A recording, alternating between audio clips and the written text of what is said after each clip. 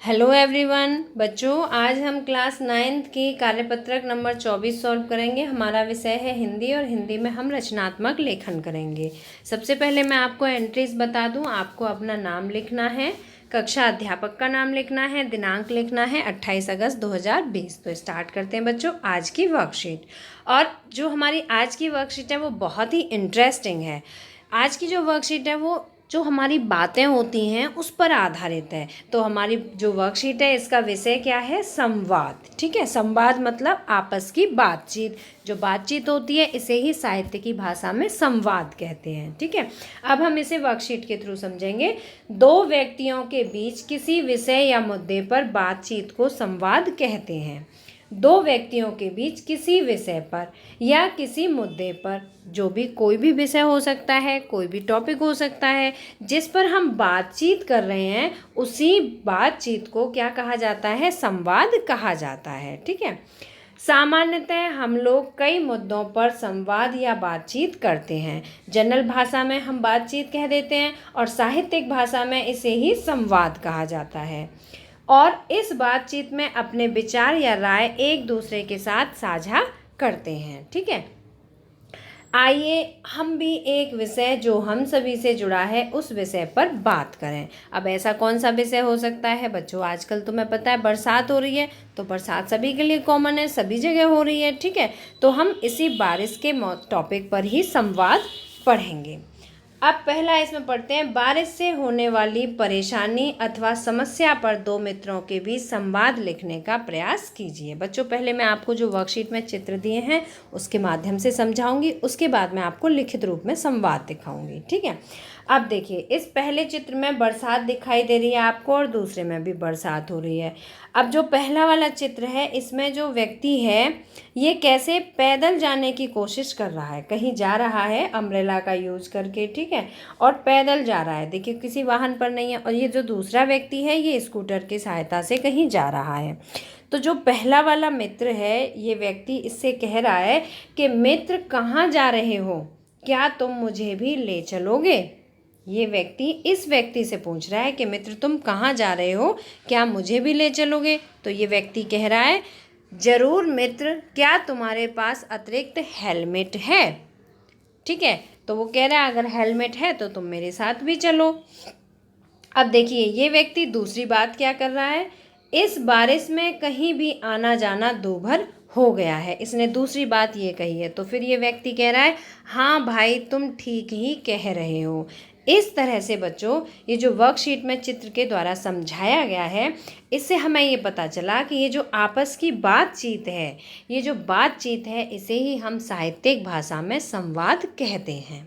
ठीक है, अब जो हम मान लीजिए कि दो भाई आपस में बैठ के बातें कर रहे हैं। ठीक है, दो मित्र हैं वो बातें कर रहे हैं, मम्मी बेटी बैठ के बातें कर रही हैं। ठीक है, पापा बेटा से कुछ कह रहे हैं, बेटा पापा से। तो ये सभी जो आपस की बातचीत है यही संवाद कहलाती है। तो हमारा पहला प्रश्न है कि दो मित्रों के बीच संवाद लिखने का प्रयास कीजिए। तो बच्चों अभी मैं आपको रिटन में भी दिखाऊंगी। ठीक है, अब दूसरा इसमें प्रश्न पूछा गया वर्कशीट में कि बारिश से उत्पन्न परेशानियों अथवा का मतलब है या, इसका मतलब है परेशानी और समस्या एक ही बात हुई। ठीक है, अथवा समस्याओं से बचाव के लिए उपाय एवं सावधानियों पर अपने मित्र के साथ संवाद लिखिए।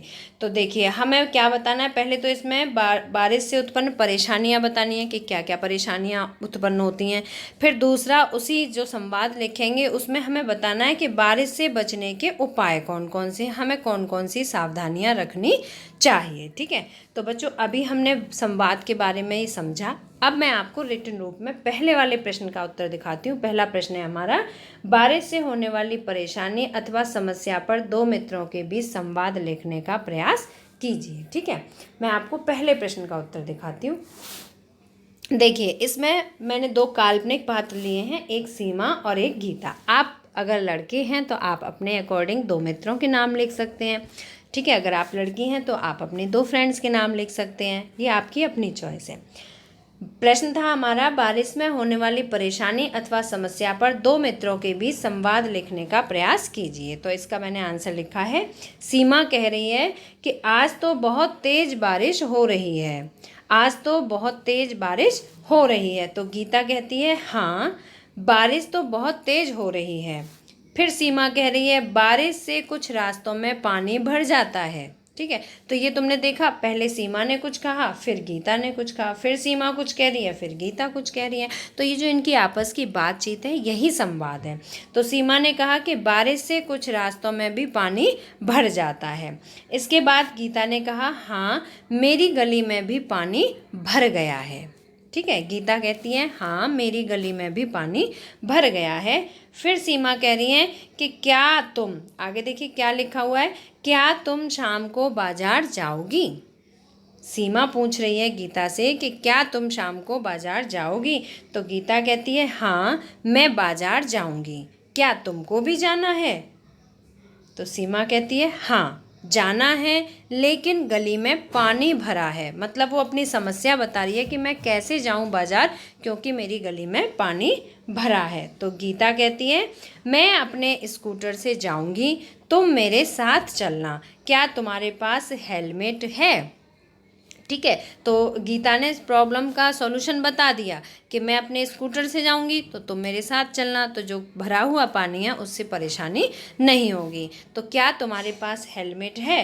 तो सीमा कहती है हाँ मेरे पास हेलमेट भी है, मुझे साथ ले चलना, इस बारिश से और जल भराव की समस्या से कहीं भी आना जाना दूभर हो गया है। दूभर मतलब मुश्किल भरा, बहुत परेशानी भरा हो गया है। ठीक है, इसके बाद देखिए ये आपने अभी तक जो बात समझी, जो समझ में आई, ये जो आपस की वार्तालाप है ये क्या था, ये संवाद था। और ये क्या था, बारिश से होने वाली परेशानी थी, परेशानी या समस्या। तो बारिश से क्या परेशानी थी, एक तो गीता बाजार नहीं जा पा रही थी, कहीं बाहर नहीं निकल पा रही थी, दूसरा इनकी गली में पानी भी भर गया था। तो इस तरह से ये जो संवाद हमने अभी पढ़ा, इससे हमने जाना कि बारिश से बहुत सारी परेशानियां हो जाती हैं। और बच्चों इस तरह से आप किसी भी समस्या पर या किसी भी विषय पर संवाद लिख सकते हैं।